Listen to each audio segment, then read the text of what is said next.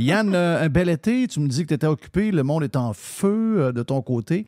Donc, les gens ont de l'argent à placer, mais en même temps, on parlait de ça en ouverture avec notre ami Jerry. Je faisais jouer, puis j'imagine que tu l'as entendu, là, le petit vidéo du gars qui est. Le gars des cornets. Le gars des cornets, qui a sorti sa famille pour une petite soirée de cornets, puis que finalement, 4 petits cornets trempés dans le chocolat est revenu à 40 $. Donc, et moi, ça a été les McDo sont pas chers. Ben, McDo sur l'application. Je comprends que c'est pas la même qualité, là, mais l'application McDo a une pièce à faire job. Là. Ou encore un petit tour au Costco. Mais contrairement, c'est un peu ce que je disais à l'ouverture avec Jerry, contrairement à ce que, je te dirais, on entend dans les médias, c'est-à-dire toute l'histoire climatique, le monde normal ne parle pas de ça. En tout cas, le monde que moi j'ai rencontré, ça ne parle pas de ça. Toutes les patentes de woke qu'on entend parler, puis qui font... Les gens, ils entendent, mais ils trouvent ça drôle, mais ça ne les touche pas dans leur quotidien.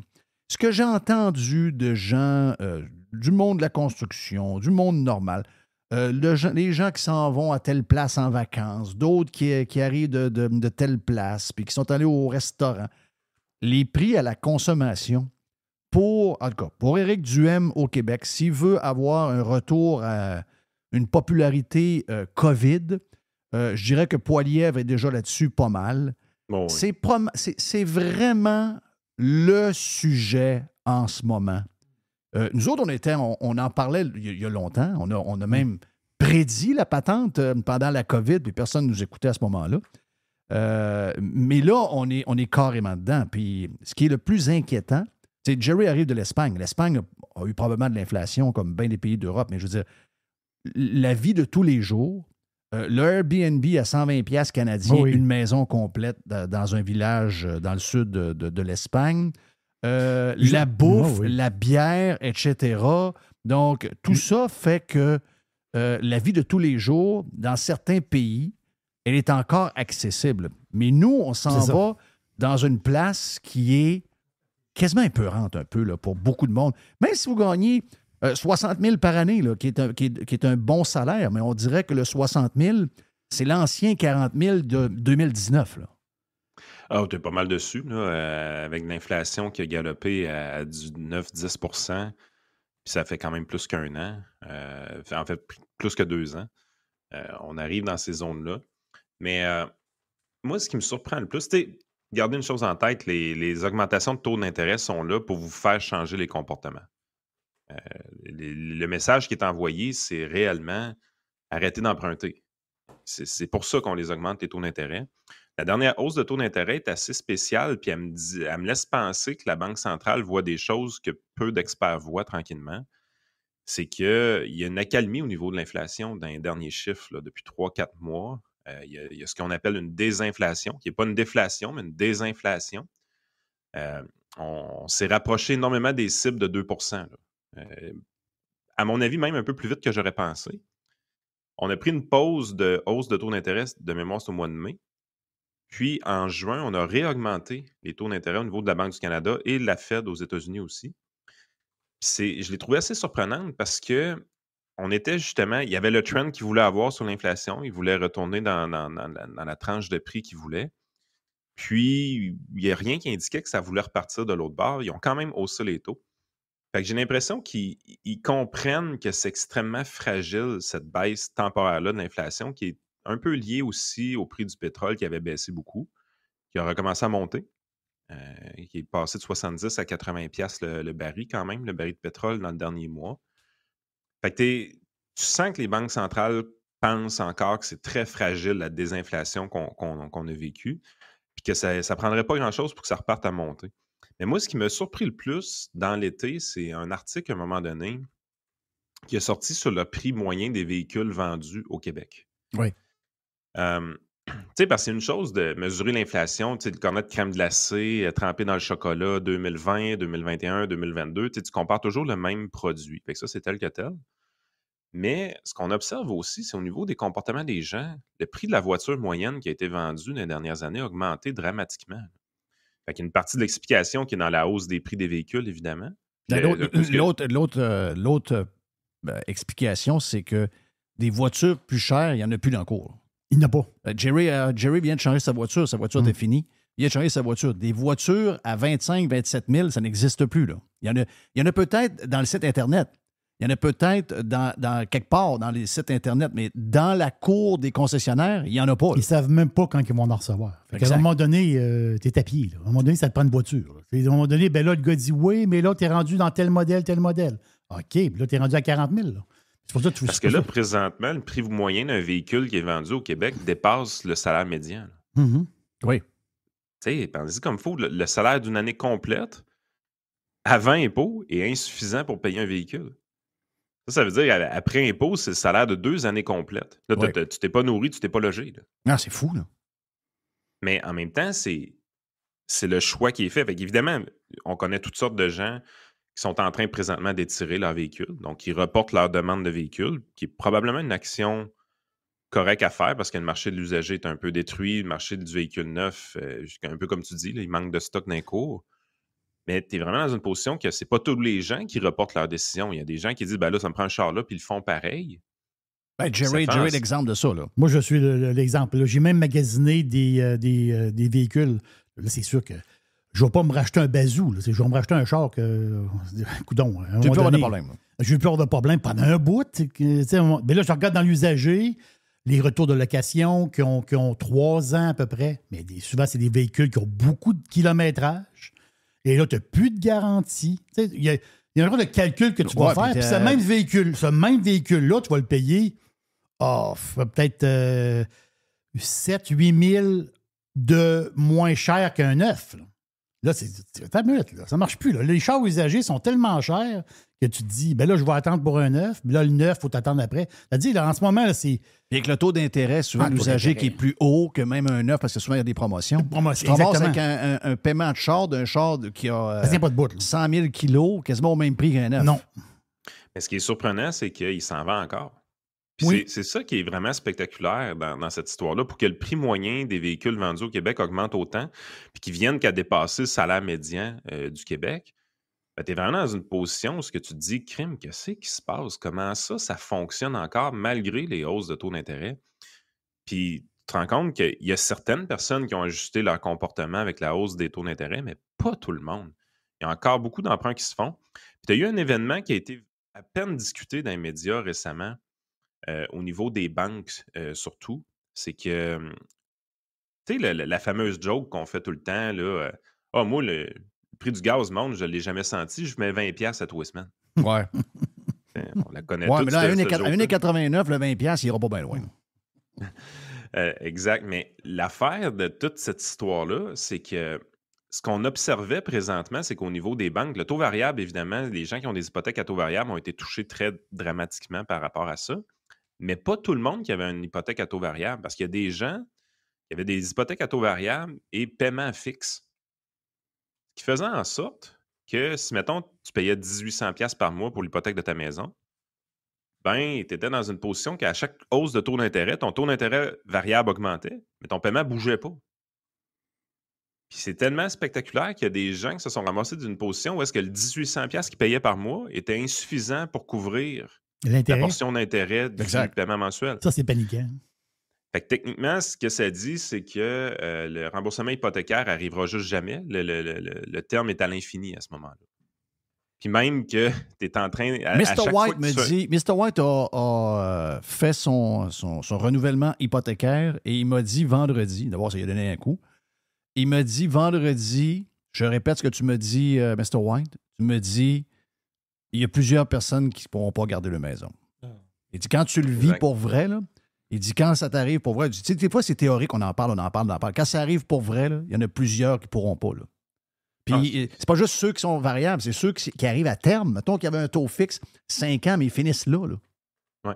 Mais l'affaire de ces variables-là à paiement fixe, c'est que les banques, présentement, avaient beaucoup de ces hypothèques-là sur leur bilan financier. Puis le surintendant des institutions financières m'a amené au mois de juin, il est arrivé et il a dit, écoutez, là, ça ne marche pas. Là. Si vous avez des hypothèques à taux variable et paiement fixe, puis que le paiement ne couvre pas la portion d'intérêt du prêt, la banque, c'est des prêts qui sont considérés comme très risqués, doit mettre beaucoup plus d'argent de côté. Donc, doit avoir des comptes de placement garanti ou émettre des nouvelles actions pour être capable de financer, autrement dit, ces hypothèques-là. 2 semaines après, la Banque Laurentienne est en vente. Oui. Tu sais, fait que là, tu es vraiment dans une position, tu te dis, oh, attends un peu, il se passe de quoi? Moi, du côté des banques, évidemment, nous autres, on fait des placements. Fait que la portion de capital des banques, souvent, c'est leur compte de placement garanti. Fait que nous, ce qu'on a observé, c'est que les banques qui avaient de la difficulté à se financer, puis Banque Laurentienne arrivait justement en tête de liste, offraient des taux d'intérêt plus élevés que les autres pour des dépôts à terme. Fait que présentement, il y a des épargnants, là. Écoute, j'ai jamais vu ça dans ma carrière, là. Les épargnants qui sont capables de placer de l'argent pour 1 an à 5,5 d'intérêt, là. Oui. Là, on bat l'inflation présentement. Les hausses de salaire battent l'inflation présentement aussi. Ça, c'est l'autre aspect de l'histoire. Fait que là, tu as eu le ralentissement au niveau de l'inflation qui n'est pas. Tu sais, j'y crois pas encore totalement, là. Je pense que ça peut repartir à la hausse n'importe quand. Mais là, tu as vraiment, parce que les banques ont de la misère à se financer, tu as des taux d'intérêt qui sont tout simplement très intéressants pour battre l'inflation, pour les épargnants. Il y a des catégories de gens dans la société qui ont des hausses de salaire extrêmement intéressantes. Ça dépense comme jamais pour des véhicules automobiles. On n'a jamais vu ce qui se passe présentement, puis la folie des véhicules électriques. Tu sais, on cherche un véhicule électrique en bas de 40 000, il n'y en a pas. Fait que, tu sais, à la base, il y a une taxe de luxe aussitôt que tu achètes un véhicule électrique. Taxe de luxe qui est rendue ridicule, parce que je pense qu'elle commence à 40 000 au Québec, justement, cette taxe de luxe-là. C'est plus un luxe, un véhicule à 40 000. Là. Non. On va se le dire. Non. Fait que tu es vraiment dans une position où est-ce que tu dis, crime, pourquoi ça fonctionne encore? Puis la réalité, c'est qu'il y a encore de la liquidité dans le système. Concentrée dans les mains de certaines personnes. Elle n'est pas répartie équitablement dans la population, cette liquidité-là. Là. Mais il en reste des liquidités dans le système. Puis il en reste beaucoup. Tu sais, quand je parlais avec un fiscaliste cet été, puis ce qu'il me disait, tu sais, il dit, il y a des affaires qu'on a vues, puis c'est pas nos idées, puis tout, mais tu sais, il y a des compagnies qui étaient incorporées, puis la compagnie comme telle, c'est un bureau de médecin, par exemple. Fait que la personne, elle se payait à salaire pendant la pandémie ou avant la pandémie. Puis quand il est arrivé la pandémie, ben, elle a travaillé un peu moins. Fait qu'elle s'est qualifiée pour des subventions salariales de 75 Oui. Oui. Ben, ça a passé, ces affaires-là, là, tu sais. Fait que tu sais, tu te mets dans le pot d'un médecin qui gagnait genre 500 000 par année dans Oui, sa sauf corporation. qu'il y a de la liquidité, puis il y en a qui sont. Il y a des gagnants de ce qui se passe. Ça, c'est clair qu'il y a des gagnants de ce qui se passe. Mais la Mais leur majorité. liquidité ne s'évacue pas. Mais la majorité des gens ne gagnent pas, là. Tu sais, quand tu es rendu que il y a une panique au niveau du logement, il y a une panique au niveau du nombre de. Tu sais, j'étais avec des gens qui sont dans l'immobilier. Il n'y a pas d'inventaire en vente en ce moment. Les gens ne vendent pas leur maison parce qu'ils ont peur de ne pas en trouver une. Donc, qu'est-ce que ça fait? C'est que quand tu as besoin d'une maison, il n'y a pas d'inventaire de disponible. Donc, malgré les taux d'intérêt, malgré tout ce qu'on entend, les prix des maisons n'ont pas baissé 0, 0, 0 parce que la minute qu'il y a une maison qui a un peu d'allure, il y arrive encore 4 personnes dessus parce qu'ils cherchent, ils cherchent, ils cherchent. Donc ça ne provoque rien. Même chose dans la location. Les prix sont démesurés, etc. Les gens qui veulent bâtir des appartements pour offrir des portes, bien là maintenant, quand ils calculent les... je donnais l'exemple tout à l'heure en ouverture que dans la construction, si vous bâtissiez un 4 portes qui est le même en 2019, 2020, 2021, 2022, 2023, il y en a des constructeurs qui le font là, avec tout pareil, là, les mêmes comptoirs, les mêmes armoires, les mêmes planchers, etc. Entre 2021 et aujourd'hui, là, le 4 portes qui se bâtissait, pas vendu, qui se bâtissait pour le contracteur à 1 200 000 coûte maintenant 2 millions à bâtir. Donc, j'ai pogné quelqu'un cet été, il dit... Moi, je faisais des appartements à 1500 $ par mois. Je ne suis plus capable de les offrir à 1500 $ par mois. Je suis obligé de les faire à 1700 par mois. Mais la réalité, c'est qu'on n'est pas si pire que ça. Oui, mais il n'est pas capable de les faire à 1700. Il dit, à 1700, j'ai pas de monde. Non, mais Jeff, regarde l'autre histoire, je vais te conter. Je reçois Pierre Desrochers à la maison, le géographe qui écrit des super bons livres d'économie aussi. Il a du fun, il est avec sa femme, on jase, il aime ma maison. Il est là, il dit, Yann, il dit... C'est indiscret de te demander comment tu as payé. Ben, je dis en 2021, j'ai payé 515 000. Il part à rire. Il dit tabarnache, ça n'a pas d'allure. Lui, il est dans quel coin, là? Il est dans Toronto encore? Mississauga. OK. Il dit, j'ai un terrain 2 fois plus petit que le tien, une maison 2 fois plus petite que la tienne, j'ai payé 900 000. Mhm. Il dit, tu sais, salaire de prof d'université. Sa femme est bibliothécaire à l'université aussi, donc bon salaire également. Puis c'est un enjeu, là. Mais c'est sûr que C'est c'est un un enjeu, enjeu. l'hypothèque, là. Mais c'est un enjeu, sauf que le Canada est devenu Toronto et Vancouver. Et peut-être que Toronto et Vancouver ont peut-être le moyen de jouer dans cette ligue-là, mais le Québec n'a pas le moyen. Le Québec, l'objectif, c'est pas Boston, c'est pas New York. L'objectif, c'est Texas, Georgie, Floride. Donc, des maisons de 2000, 2200 pieds carrés à 400 000 piastres, neuves, avec le patio fait, l'entrée en pavé uni, etc. Nous, on n'est pas là du tout, du tout, du tout. Hey, Tout le monde pointe dans la mauvaise direction pour les solutions, hein. Ah, il faut attaquer les profits des propriétaires. Ouais, ben là. Tu sais, je veux dire, tant aussi longtemps qu'on ne se rendra pas compte que c'est la réglementation puis le zonage le problème, il n'y a personne qui va avancer, là. Ouais, mais là, on est rendu plus loin que ça encore. C'est vrai, tu as raison, parce que, tu sais, il y a des. Tu sais que les banlieues avaient la cote depuis quelques années. Je vais donner un exemple. Sainte-Catherine de Jacques-Cartier dans la région de Québec. OK, Sainte-Catherine de Jacques-Cartier, à un moment donné, boum, ça explose. Ils bâtissent un Super C, il y a des maisons là pour finir. Mais là, il n'y a plus de maisons là qui se bâtissent. Zéro. Pourquoi?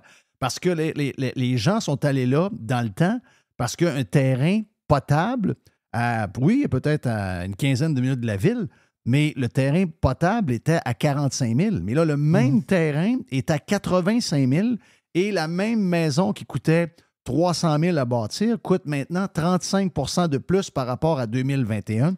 Donc, le gars qui est terrain et qui bâtit les maisons, qu'est-ce que tu penses qu'il en bâtit? Il en bâtit combien, lui, en live? Là?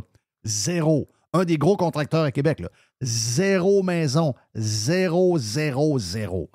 Ben ça, là, alors qu'on a besoin de portes.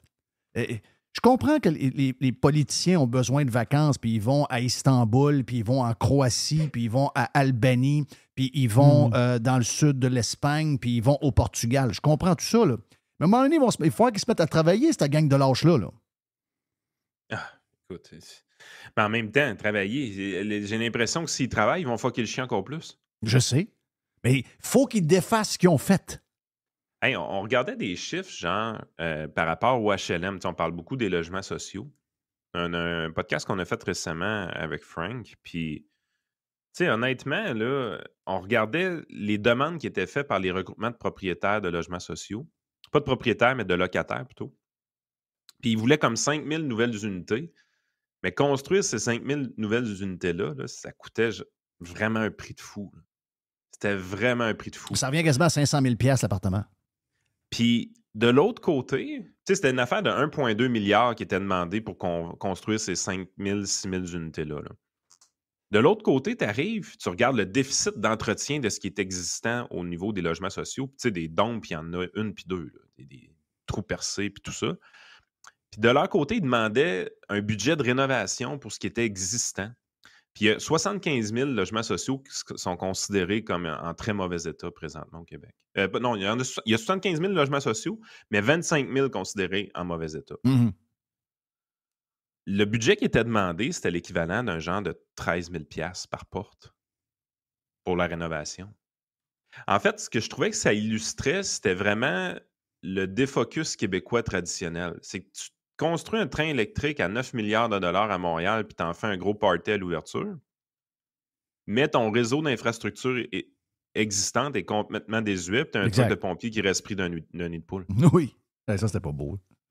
Tu sais, les constructeurs... C'est le genre d'image que tu vois, puis tu essaies de fouiller pour voir si c'est pas un montage. Parce que Internet est bourré de mimes. Là. Donc, tu te dis, regarde, c'est sûr que c'est arrangé par quelqu'un, cette affaire-là. Ben non, c'est arrivé pour vrai. Là. Fait que tu sais, t'es vraiment dans une position où ce que tu dis, les Québécois ne veulent que du neuf à hors de prix pour des nouvelles patentes qui règlent absolument pas le problème, mais l'entretien du réseau existant, que ce soit les infrastructures ou l'immobilier, on s'en occupe pas. On est vraiment, vraiment, vraiment des gens qui n'ont aucune fierté, qui font pas l'entretien de ce qu'ils possèdent déjà, puis qui exigent l'affaire top-notch, qui est la meilleure au monde pour tout ce qu'ils veulent avoir de nouveau. Ouais. Puis de l'autre côté, le gouvernement dépense. Donc, les budgets d'infrastructure puis d'immobilier au niveau du gouvernement sont immenses. es dans une position où est-ce que quand tu arrives et que tu limites ça aux entrepreneurs locaux, tu es dans une position où est-ce que tu es tellement un gros acheteur que tu as un impact sur l'offre et la demande de tout ça. Là. Fait que tu es vraiment dans une position que tu essaies de voir comment les prix pourraient baisser, puis on le voit pas. C'est surréglementé. Oui, c'est ça, mais ça prend des grosses décisions aussi. Tout ce qui s'appelle patente green, là, il faut que ça arrête. Là. Vraiment. Il faut que ça arrête. Là, tu peux pas te développer là parce qu'il y a des grenouilles. Là, tu rouvres une autoroute, tu peux pas, il y a des grenouilles. Le boulevard à Longueuil qui est fermé. C'est ça, là. des grenouilles. Le boulevard, il est complété à 80 mais il est arrêté depuis, je pense, 1 an et demi par le fédéral à cause de la grenouille. Tu t'attaches les mains toi-même avec des histoires green. À un moment donné, il faut que ça, là... Il y a énormément de ménage à faire là-dedans, sinon, là, on va... Le pire, c'est que 25 du monde vont dire non. Là, avec la météo qu'on a, c'est clair qu'il faut arrêter de faire les affaires comme on faisait auparavant. Le monde est. Pas tout le monde, pas les gens que nous, on croise, là, mais on est dans une soupe avec du monde bizarre. Il y a du monde bizarre, pas juste des journalistes bizarres. Mais le gars qui se plaint, Jeff, le gars qui est dans un appartement à Limoilou, puis il se plaint que son logement... il est green, oui. Je sais qu'il est green. Là, il paye son logement 1500$. Là, il est choqué que son logement est rendu cher. Là, tu te dis, OK, on va en rouvrir des blocs, mais sur le terrain des sœurs. Là, il veut pas que développer le terrain des sœurs pour que ce soit un champ. Un champ, puis... mais il se plaint que son appartement est à 1500$. À un moment donné, là, il faut que tu lui expliques. Là. Il est green, mais Christophe raisonne. Là. Oui, c'est sûr. Ouais, mais lui, il est persuadé qu'il est à 1500 parce que le propriétaire fait full profit dessus. Oui, c'est ça l'affaire. Oui. Moi, c'est ce que je vois en ce moment, c'est... Au milieu de la ville de Québec, là, il y a Central Park. Là. Regarde la grandeur du terrain, d'aller faire un saut. Là. OK, tu parles des sœurs. Le terrain des sœurs, là, c'est une qui fout absolument rien. Ben non, il n'y a pas d'histoire. Ça, c'est une histoire de green, ça, là. Oui. Hey, j'en ai parlé vite, puis je te laisse là-dessus après, Yann, mais c'est pas dans... Moi, regarde, je veux que les gens fassent ce qu'ils veulent dans la vie, là, mais... C'est dans mes... j'ai déconnecté, enfin. J'ai su pendant mes vacances que je suis capable, à la retraite, d'avoir un téléphone flip. OK? Ça, c'est... Ils s'en vendent encore, les flips? J'imagine que oui. Oui, ils s'en vendent encore. Non, un flip, tu sais, même pas capable d'envoyer un texto parce que c'est compliqué, parce qu'il faut que tu fasses... Il y a 3 lettres sur un numéro, il y a 3 touches. Mais quand je suis revenu à la réalité en fin de semaine pour être prêt aujourd'hui, j'ai vu beaucoup d'histoires de politiciens qui sont en vacances. Moi, ça me fait chier. Vraiment, vraiment. Que les gens soient... Que les politicos se payent des vacances, il y a 5 ans, 6 ans, 7 ans, j'en ai rien à crisser. OK? Ils gagnent un salaire. Oui, c'est un arnaque. Il y a trop de députés, il y a trop d'histoires. Ils gagnent probablement trop cher pour les compétences qu'ils ont. Regardons ça, on peut en parler en masse. Sauf que c'est pas ça, là. Les méga donneurs de leçons qui nous font, qui nous rentrent dans la gorge des taxes, qui nous empêchent de boire d'une paille en plastique, qui nous empêchent d'avoir des sacs à l'épicerie, etc., qui nous font la leçon sur à peu près tout. On se rend compte qu'il y en a un qui a peur des feux en Italie. L'autre est avec sa gang en vélo à Istanbul. L'autre, regarde, ils sont tout partout. Moi, ça, excusez-moi, là, je commence à en avoir plein le cul de faire rire de moi, là. Sérieux, là. C'est, à tout bout de champ, ils sont là avec les histoires de climat pour nous taxer, puis la patente de ci, puis la patente carbonique. Ils en inventent à 3 semaines. Eux autres, ils sautent dans l'avion. D'ailleurs, ils nous parlent même un jour de nous limiter le nombre de voyages en Europe. Ils sont en train de se dépêcher de toutes les faire avant de nous limiter. Tu sais, je dis, non, mais... Non, il va y avoir une exception diplomatique. Mais ça me rappelle le pacte. Ça me rappelle le pacte, mais c'est des...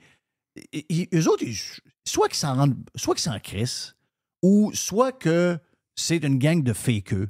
Je sais pas, là, mais moi, en tout cas, moi, ce genre de comportement-là, moi, si j'étais eux autres, là, je donnerais l'exemple. Je vivrais dans une petite maison. J'aurais un char électrique. Je prendrais le REM qui fait du bruit et qui jamme à tout bout de champ. Je voyagerais pas. Tu sais, Sol Zanetti dans l'avion en Italie, là. Sol Zanetti, c'est pas supposé dans l'Italie, là. Lui, il est supposé... Le plus loin qu'il va, c'est Gaspésie.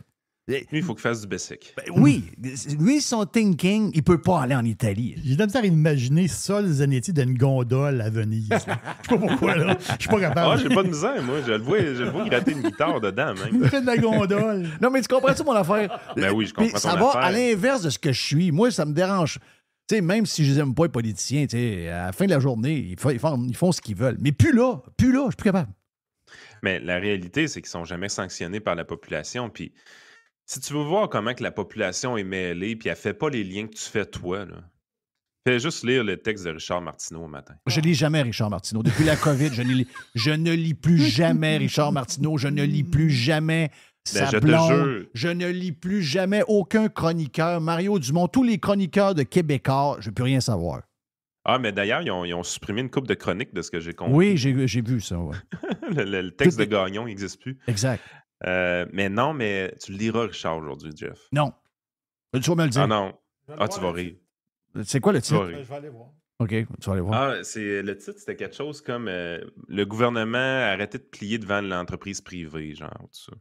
L'État de plus en plus à genoux devant l'entreprise privée. Wow. Ah non, Jeff, faut que tu lises ça. C'est magique. La photo que je choisis, c'est Zuki. Suzuki, bon. Non, Ah, Ben, c'est OK, parce que- OK, c'est l'histoire de Facebook. Donc, il fait un job Mais- pour PKP, là. Mais à quelque part dans le texte, ils disent que les libertariens, ça, c'est des gens qui aiment la liberté vraiment beaucoup, là, leur objectif dans la vie, c'est d'avoir comme leader mondial Mark Zuckerberg. OK, ouais. Hey, tu te dis, man, c'est quoi t'as mis dans ton vin hier Si- soir? là? Ouais, ben oui. Il n'a pas pris assez, là. Il mélange d'affaires, là. Eh ben, Oui. d'après moi, les libertariens sont pas très, très Zuckerberg. Là. Non, Ils non. sont pas du tout. Zuki. Ben, ils sont peut-être Musk un peu plus, là. Mais d'après moi, ils sont pas Zuki, là. Dans le combat UFC, ça va être probablement plus Musk qui va avoir les paris des libertariens, c'est clair. Là. Ah non, Mais non, écoute, c'est le texte le plus confus que j'ai jamais lu de ce gars-là. C'est une confusion fascinante, mais en même temps, tu vois qu'il s'adresse à son lecteur moyen. Là. C'est Ouais, parce qu'ils sont pas capables de nous spectaculaire. expliquer l'histoire. On la comprend toujours pas, la patente de Facebook et de Google. Là. Et jamais ils l'expliquent. Là. Puis là, tu sais, quand tu vois que Martineau, je l'ai saisi un peu, j'ai travaillé avec, puis j'ai vu le genre de gars que c'était. C'est un gars qui est capable de faire des chroniques en 5 minutes, OK? Mais c'est Ah oui. pas un gars qui est très profond dans ses patentes. Là, il fait une job. PKP, il a demandé, fais-moi des textes, donne-moi un break. Mais il saisit pas la patente. C'est pas quelque chose qui le touche tant que ça. C'est pas une affaire qui... Tu sais, des fois, il y a des affaires qui le touchent personnel. Tu le sens, il va en mettre un peu plus. Là, c'est pas lui. Là. Ça, c'est des affaires qui sont... C'est une commande du boss pour essayer... Le but ultime, c'est d'avoir des subventions du gouvernement, là, on le sait. Là. Mais le groupe TVA, sais-tu comment c'est rendu que ça vaut en bourse? À une scène, je la jette pas, là. 76 millions. Wow. La valeur comptable de l'entreprise dépasse les 300 quelques millions de dollars. Là. Mais la valeur marchande en bourse, c'est 76 millions. Hey, C'est des pinottes, là. c'est... Mais je te le dis, PKP m'appelle puis il me dit, Jeff, je te donne les journaux, je te donne les sites web, je te donne Cube Radio, puis je te donne TVA, puis TVA Sport, puis tu me fais un chèque de 1 piastre, je te le donne. Personne ne ramasse ça. Mais non, c'est déficitaire. Tu vas faire de 30 millions par trimestre. Et si tu veux faire avec ça, tu vas dire, hey, garde ton stock, je ne veux rien savoir. Non, écoute, ils sont tombés dans le clickbait. Le Journal de Montréal, maintenant, la nouvelle patente, c'est clickbait. Wow. Mais tu sais, t'es bien mieux de te starter un site web sur le site puis de starter de zéro. Tu vas avoir des meilleurs résultats puis tu n'auras personne à payer. C'est ça. Tu ne traîneras pas toute la cabale qui coûte des millions de dollars tant qu'à avoir de quoi. On va partir tout sur le bras. Hey, thank you, Yann. Bon, Yes. bon retour, bien content de te jaser. Là, on t'identifie comment? Comment tu veux que je t'identifie? Là? Yann Sénéchal, Ouais. votreconseiller.net, t'es débordé, tu veux plus trop de pub. Tu veux ça comment, là? Non, je te l'ai dit. Votre conseil.net, c'est correct de le nommer encore. C'est juste que là, on va changer nos pubs. Là, on va axer sur Protexio plus que votre conseil.net pour OK. la nouvelle business.